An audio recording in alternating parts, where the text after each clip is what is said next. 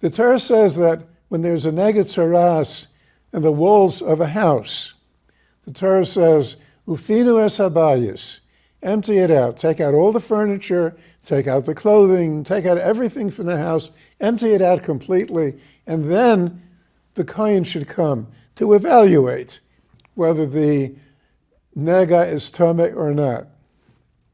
Because the rule is, as we know, that a neged tzaras, even though the Gadol Hador looks at it and he's certain, beyond a shadow of a doubt, that it's a real neged tzaras, does not become tameh until the kohen says so.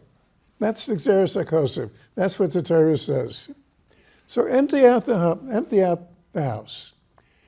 The Sforno says that you empty out the house and the kohen should daven.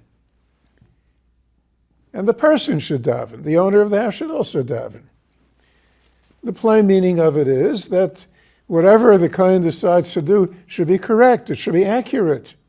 For example, there's a tefillah that many people say when they come into the Beis Medrash to learn, that their learning should be correct. And if they have to paskin a shayla, the psak halacha should be correct.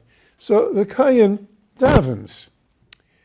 The Sforno says that the kohen davens for the person, not just for himself, not just to make sure that his psak halacha is correct.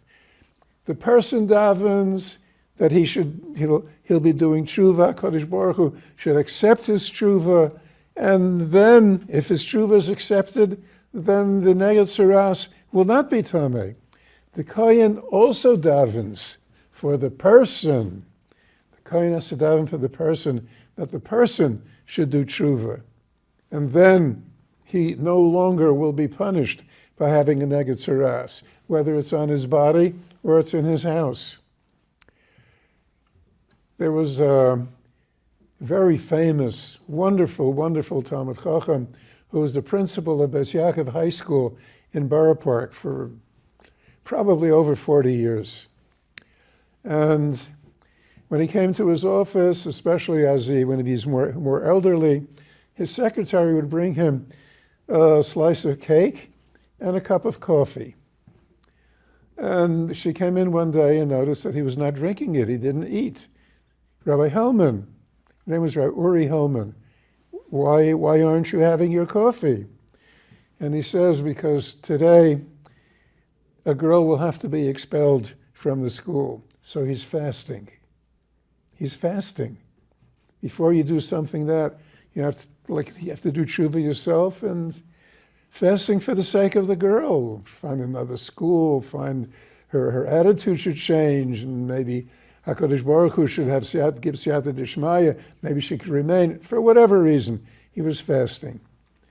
The kohen davens for the victim of the tzaras.